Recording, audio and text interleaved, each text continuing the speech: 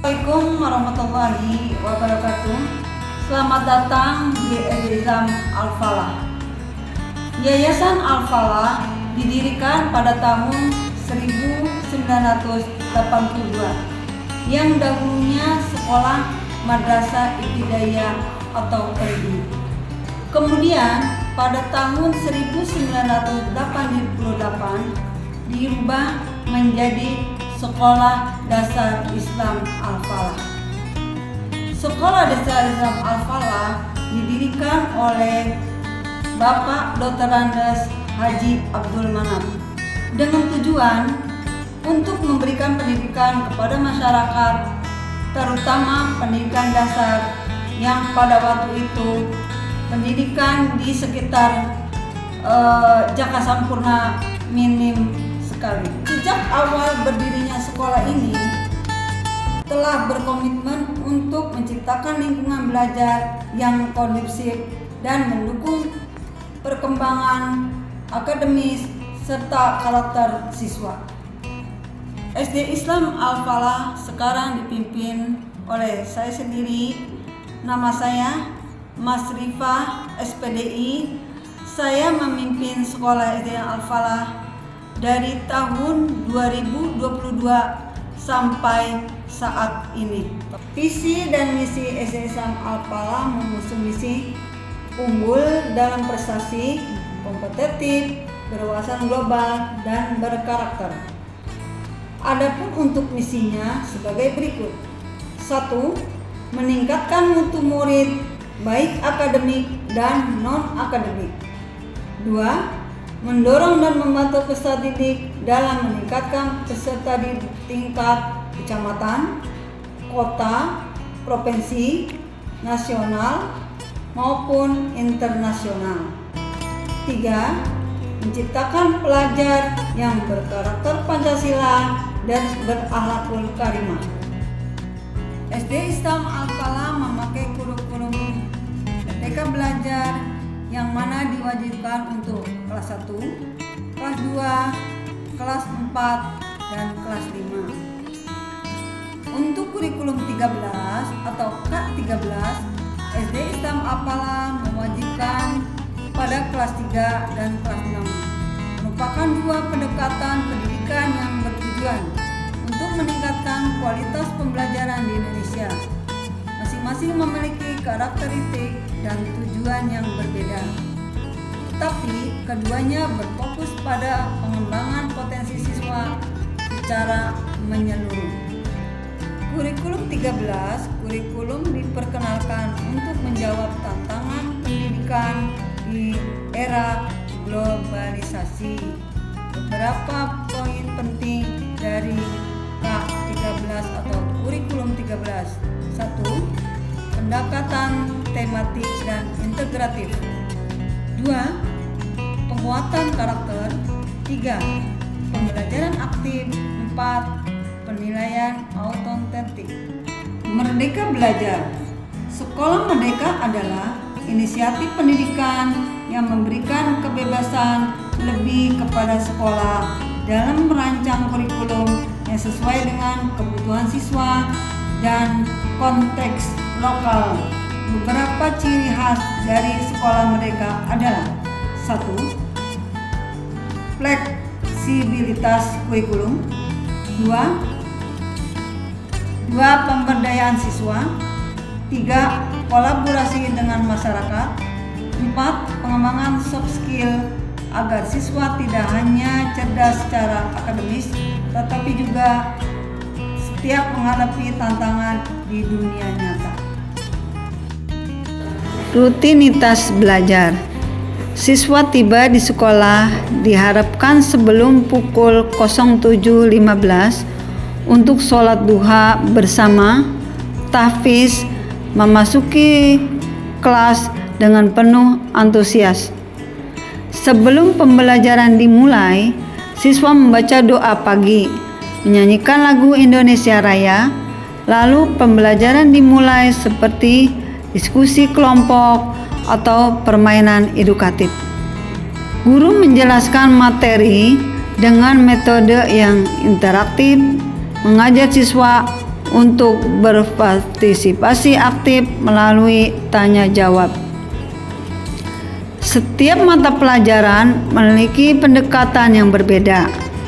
Untuk pelajaran seni, mereka berkreasi dengan berbagai media. Pembelajaran tidak hanya berfokus pada teori, tetapi juga praktik, sehingga siswa dapat memahami konsep yang lebih baik. Setelah beberapa jam belajar, waktu istirahat tiba. Siswa berkumpul di halaman sekolah, menikmati makanan ringan sambil bermain, bercanda tawa. Mereka berbagi cerita tentang pelajaran yang baru saja dipelajari dan merencanakan kegiatan setelah pulang sekolah. Momen ini penting untuk membangun hubungan sosial dan mengurangi stres pada siswa. Setelah istirahat, siswa kembali masuk ke kelas untuk melanjutkan pembelajaran. Mereka mengerjakan tugas individu atau kelompok, saling membantu satu sama lain jika ada yang kesulitan. Dengan bimbingan guru, siswa belajar untuk berpikir kritis dan menemukan solusi atas masalah yang dihadapi. Ketika waktu sholat zuhur, siswa diwajibkan sholat zuhur berjamaah kecuali untuk siswa yang sedang berhalangan. Setelah sholat zuhur, siswa kembali belajar pukul 13. Siswa pulang sekolah. Dalam perjalanan pulang, mereka merenungi apa yang telah dipelajari hari itu. Setibanya di rumah, mereka menyempatkan diri untuk beristirahat. Penguatan karakter. Penguatan karakter siswa adalah proses yang berkelanjutan dan melibatkan berbagai aspek kehidupan sehari-hari. Dengan membiasakan siswa mengerjakan sholat duha, zikir, doa, hafalan surah atau hafiz Quran dan murojaah setiap Jumat pagi, serta membiasakan sholat zuhur berjamaah. Dari sikap positif di pagi hari hingga refleksi diri di malam hari, setiap langkah kecil berkontribusi pada pembentukan karakter yang kuat. Dengan dukungan lingkungan yang positif, siswa tidak hanya belajar untuk menjadi cerdas secara akademis, tetapi juga menjadi individu yang berintegritas dan empatik, belajar untuk menghargai diri sendiri dan mengakui usaha yang telah dilakukan. Penguatan karakter Islami. Siswa adalah proses yang berkelanjutan untuk menjadi terbiasa sebagai contoh untuk diterapkan membaca surat Al-Quran, dari sikap positif di pagi hari hingga refleksi diri di malam hari. Assalamualaikum warahmatullahi wabarakatuh. Bismillahirrahmanirrahim. Wattini wazzaitun wa turi sinin wa hadzal baladil amin. Laqad khalaqnal insana fi ahsani taqwim. Tsumma radadnahu asfala safilin. Illal ladzina amanu wa 'amilus sholihati falahum ajrun ghairu mamnun. Fama yukadzibuka ba'du biddin. Alayhisallahu biahkamil hakimin. Rabbikallazi khalaqal insana min 'alaq. Iqra wa rabbukal akram. Allazi 'allama bil qalam. 'allamal insana ma lam ya'lam.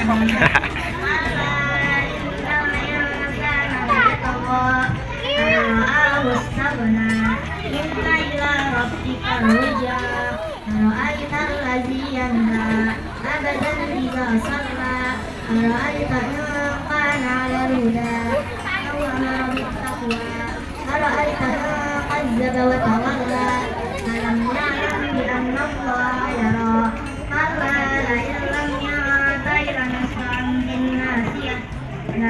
Tasbihatul qatibatin falyad'una nadiya sanada'u jabaniya qalla la tuti'hu wasjud waqtarib. Ya, jangan lupa nonton gitu dong. Jangan lupa nonton. Jangan lupa subscribe guys gitu. Oke guys. Awesome.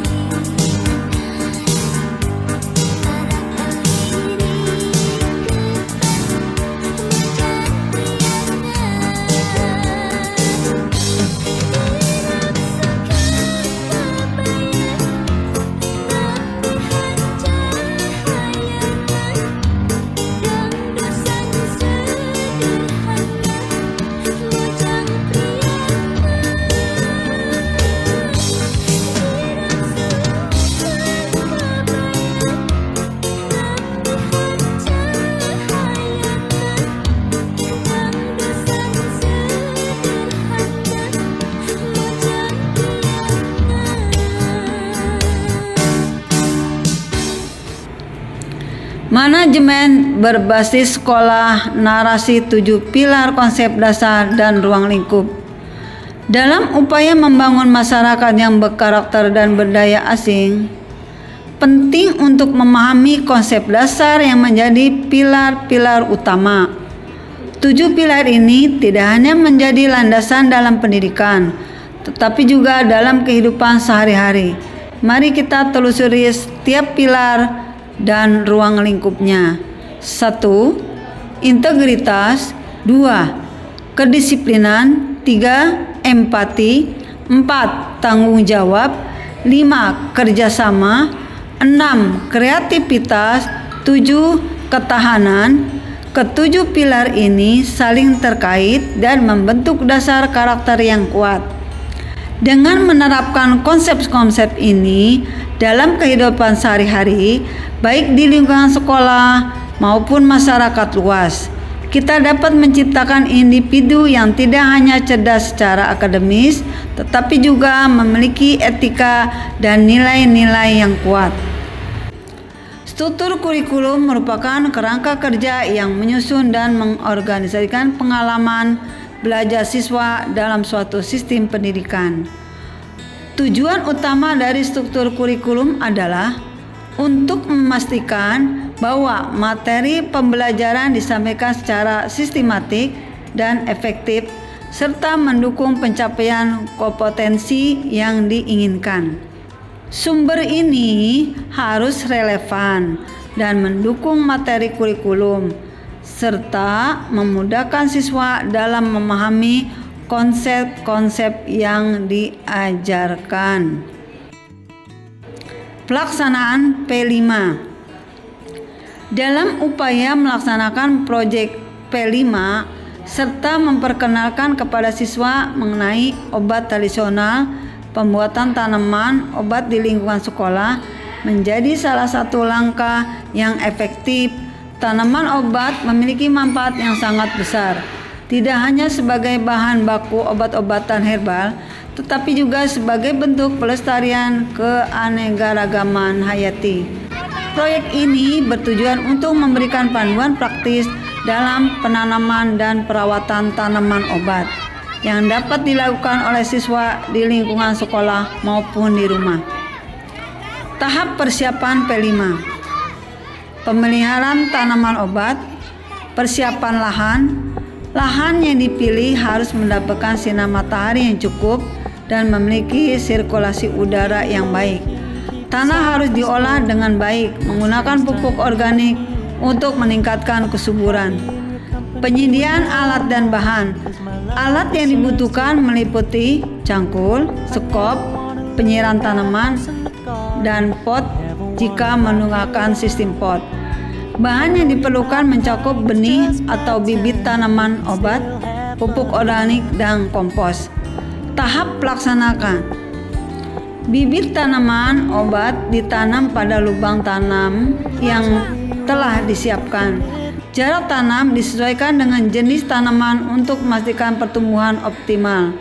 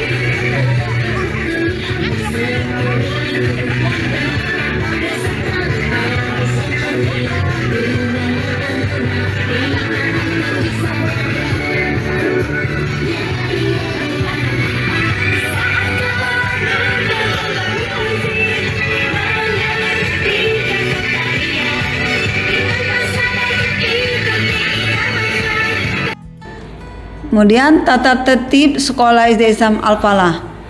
Tata tertib ini bukan hanya sekedar aturan yang harus dipatuhi untuk siswa, melainkan pada pendidik atau tertib ini merupakan panduan untuk membantu kalian menjadi pribadi yang baik dan bertanggung jawab. Alhamdulillah, kita patut bersyukur bahwa dalam 3 tahun terakhir, sekolah kita terus mengalami peningkatan dalam jumlah penerimaan siswa baru.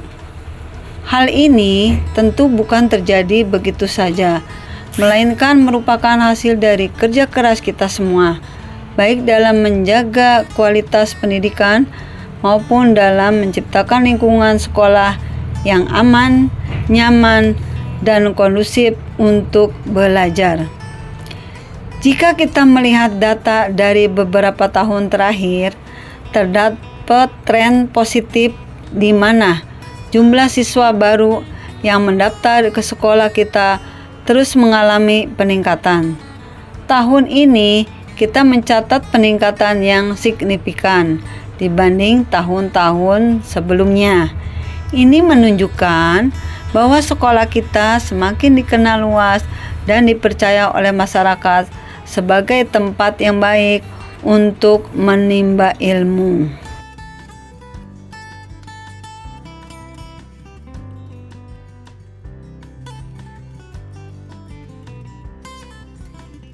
Kalender pendidikan yang telah disusun ini mencakup berbagai aspek penting, mulai dari hari pertama masuk sekolah, jadwal ujian, libur semester, hingga kegiatan ekstrakurikuler dan hari-hari besar yang akan kita peringati bersama.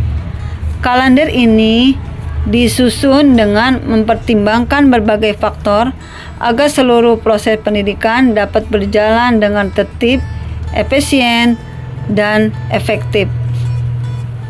Pertama-tama saya ingin mengingatkan bahwa kalender pendidikan ini harus dijadikan acuan utama oleh seluruh warga sekolah, baik itu guru, staf, maupun siswa.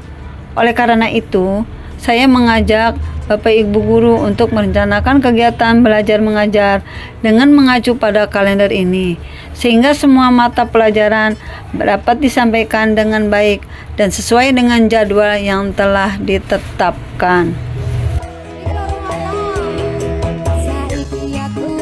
Kegiatan ekstrakurikuler. Beberapa hal penting mengenai kegiatan ekstrakurikuler yang ada di sekolah SD Al-Falah. Ekstrakurikuler adalah salah satu bagian penting dalam pendidikan yang tidak hanya melengkapi kurikulum akademik, tetapi juga berperan dalam mengembangkan karakter dan bakat siswa. Kegiatan ekstrakurikuler di sekolah SDI Al-Falah dirancang untuk memberikan ruang bagi kalian semua dalam mengeksplorasi minat dan bakat di luar jam pelajaran formal, baik itu bidang seni, olahraga, kepemimpinan, atau lainnya. Ekstrakurikuler memberikan kesempatan kepada siswa untuk belajar berbagai keterampilan seperti kerjasama, kepemimpinan, disiplin, dan tanggung jawab, yang semuanya sangat bermanfaat untuk kehidupan siswa ke depannya. Saya ingin mengingatkan bahwa mengikuti ekstrakurikuler bukan hanya sekedar mengisi waktu luang, tetapi juga bagian penting dari proses pembelajaran. Melalui ekstrakurikuler, siswa bisa mengembangkan potensi diri, belajar mengatasi tantangan, dan memperluas wawasan. Oleh karena itu, saya sangat mendorong siswa semua untuk aktif berpartisipasi dalam kegiatan ini.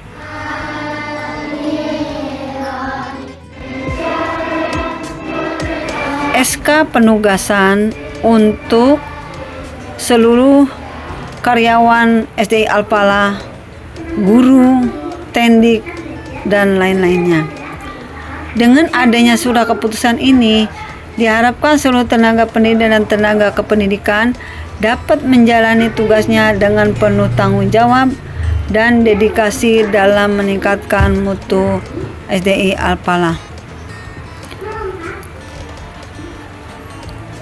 Pembagian tugas pendidik dan tenaga kependidikan. Setiap pendidik dan tenaga kependidikan di SDI Al-Falah akan mendapatkan tugas dan tanggung jawab yang sesuai dengan kompetensi, kualifikasi, dan pengalaman masing-masing. Pembagian tugas meliputi penugasan sebagai guru mata pelajaran, wali kelas, pembina ekstrakurikuler, petugas administrasi, dan tugas-tugas lainnya yang diperlukan untuk kelancaran operasional sekolah. Sarana dan prasarana adalah faktor yang sangat vital dalam menciptakan lingkungan belajar yang nyaman, efektif, dan kondusif. Kita semuanya tentu menyadari bahwa kualitas pendidikan yang baik tidak hanya ditentukan oleh kualitas pengajaran, tetapi juga oleh tersedianya sarana dan prasarana yang memadai, ruang kelas yang nyaman, perpustakaan yang menyediakan bahan bacaan yang bervariasi, hingga fasilitas olahraga yang memadai. Semua adalah bagian dari sarana yang sangat penting bagi perkembangan belajar siswa. Lapangan olahraga. Seperti yang kita ketahui bersama, kegiatan olahraga adalah bagian yang tak terpisahkan dari proses pendidikan. Olahraga tidak hanya bermanfaat untuk menjaga kesehatan fisik, tetapi juga untuk melatih disiplin, kerjasama tim, dan semangat sportivitas. Oleh karena itu, keberadaan lapangan olahraga memadai sangatlah penting bagi kita semuanya. Kedua media ini memiliki peran yang sangat penting dalam menyebarkan informasi, menampilkan kreativitas anak, dan menjaga komunikasi yang baik di antara seluruh warga. Papan informasi adalah sarana yang sangat efektif untuk menyampaikan pengumuman informasi penting, jadwal kegiatan, dan hal-hal yang perlu diketahui oleh seluruh warga sekolah. Anggaran sekolah adalah salah satu aspek yang harus dikelola dengan cermat dan transparan. Anggaran ini mencakup berbagai pos pengeluaran, mulai dari kebutuhan operasional harian seperti pembayaran listrik, air, dan pemeliharaan fasilitas, hingga mengembangkan program pendidikan, pengadaan sarana dan prasarana, serta kegiatan ekstrakurikuler yang melibatkan seluruh siswa. Dalam penyusunan rencana anggaran ini, kami telah berusaha untuk memperhitungkan segala kebutuhan sekolah secara detail dan realistis. Kami juga telah berusaha untuk menyeimbangkan antara kebutuhan yang mendesak dan dengan kesediaan dana yang ada. Keturunan. Terus bagaimana cara pencegahannya? Yang pertama, tetap Bapak hanya mereview ya, hanya mengingatkan setiap mau makan harus cuci tangan. Piket dan kerja bakti. Saya ingin membahas 3 kegiatan penting menjadi bagian kehidupan sehari-hari di sekolah, yaitu piket siswa, kerja bakti, dan kegiatan cuci tangan. Kegiatan ini sangat penting tidak hanya untuk menjaga kebersihan dan kesehatan lingkungan sekolah, tetapi juga untuk mendidik kita semua agar menjadi pribadi yang disiplin, peduli, dan bertanggung jawab. Tim asesor yang saya hormati, serta seluruh hadirin yang berbahagia. Pada kesempatan yang baik ini, saya ingin membahas mengenai sistem pengolahan sekolah yang menjadi fondasi penting dalam mencapai tujuan pendidikan di sekolah kita. Sistem ini terdiri dari 4 komponen utama, yaitu input, proses, output, dan goal. Setiap komponen ini saling berkaitan dan menentukan keberhasilan kita dalam mengelola sekolah dengan efektif dan efisien.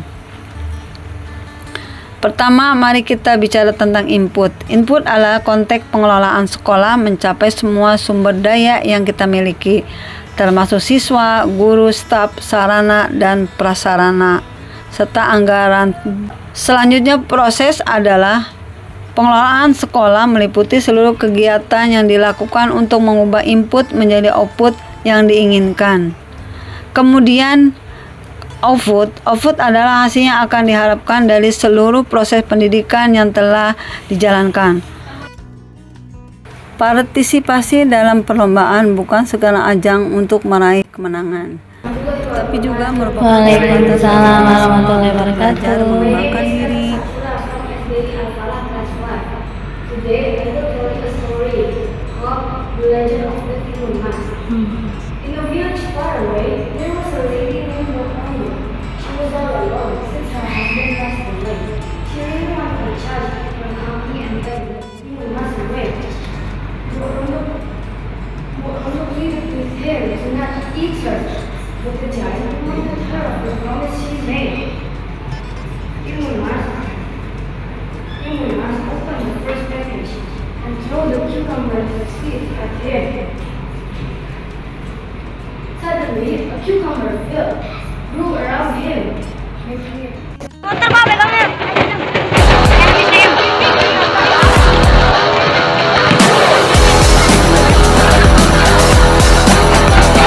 Jangan punya kuota aja.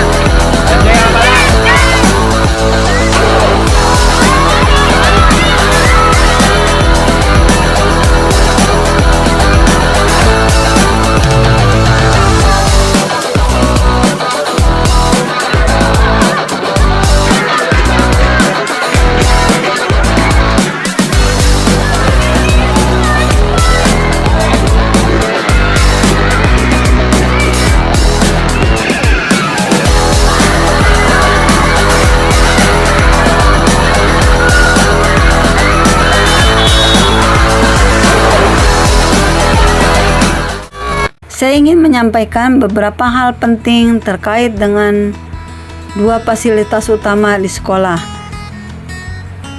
yang berperan besar dalam proses belajar mengajar, yaitu ruang kelas dan perpustakaan. Ruang kelas adalah tempat di mana sebagian besar waktu siswa di sekolah dihabiskan. Di dalam ruang kelas inilah siswa belajar berdiskusi, berinteraksi dengan guru serta teman-teman. Perpustakaan adalah pusat sumber belajar di sekolah kita. Di sini siswa bisa menemukan berbagai buku, baik buku pelajaran maupun buku bacaan lainnya, yang bisa membantu siswa memperdalam pengetahuan dan memperluas wawasan. ANBK, Asesmen Nasional berbasis komputer, yang difokuskan untuk kelas 5 setiap tahun dilaksanakan. ANBK adalah salah satu bagian penting dari sistem evaluasi pendidikan nasional yang bertujuan untuk mengukur kompetensi siswa secara objektif dan menyeluruh. Kelompok belajar mengajar. Kelompok belajar mengajar adalah satu metode yang sangat efektif untuk meningkatkan kualitas pembelajaran yang memastikan bahwa setiap siswa bisa belajar dengan lebih baik. Musola sekolah. Musola sekolah adalah tempat yang harus kita jaga dan manfaatkan dengan sebaik-baiknya. Kita melaksanakan sholat berjamaah, baik itu sholat zuhur, sholat asar, sampai sholat subuh, tadarus, tahfiz, dilaksanakan kegiatan keagamaan di musola Nurul Falah. Taman sekolah.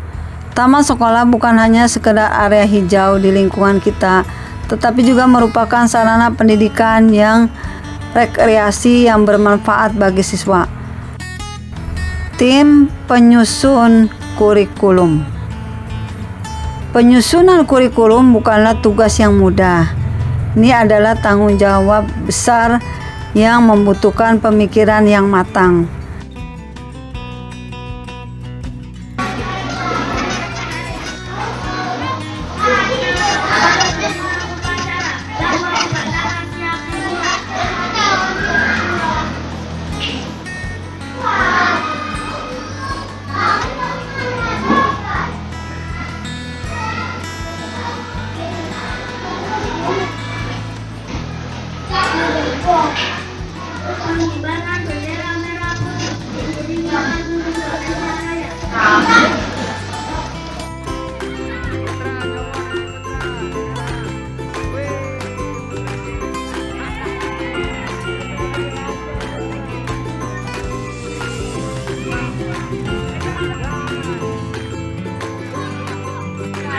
Iya benar.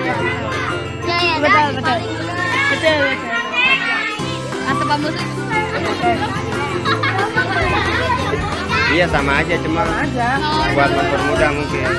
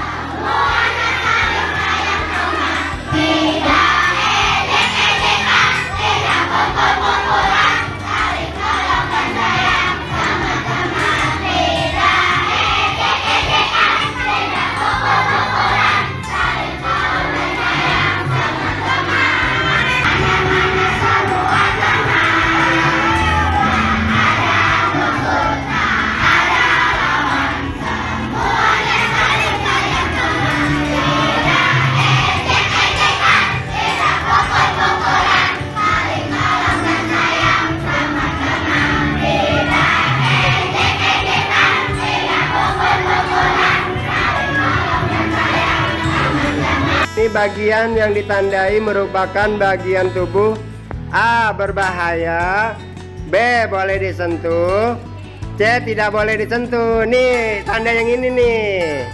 Itu tandanya apa? Enggak. Nah apa? Tidak boleh disentuh. Oh, tidak boleh disentuh ya. Oke, kita tes. Benar atau tidak? Coba benar enggak ya? Tuh.